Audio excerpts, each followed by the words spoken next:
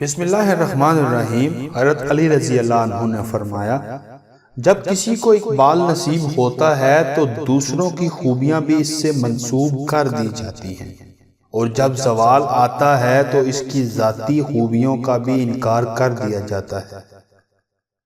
چار چیزیں ایسی ہیں کہ جسے وہ ملی ہیں اس کو گویا دنیا اور آخرت کی تمام خوبیاں حاصل ہیں۔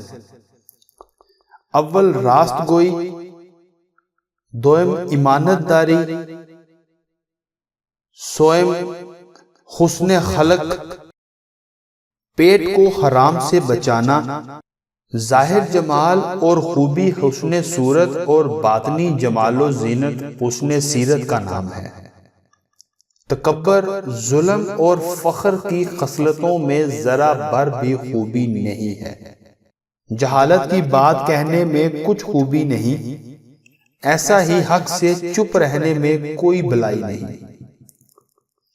جو شخص نیکی کرنے کے بعد شمار کرتا ہے اس کی نیکی میں کوئی خوبی نہیں، اور جو شخص فضول امیدوں پر اعتماد کرتا ہے یہ اس کے ساتھ وفا نہیں کرتی۔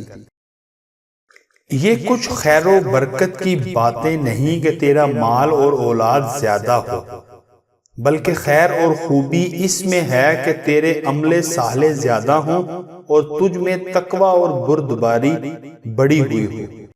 مجھے اس شخص کی نسبت تعجب ہے کہ لوگ اس کی ایسی خوبی کی تعریف کرتے ہیں جو اسے معلوم ہو کہ اس میں موجود نہیں، پھر اس پر کیوں کر خاموش ہوتا ہے۔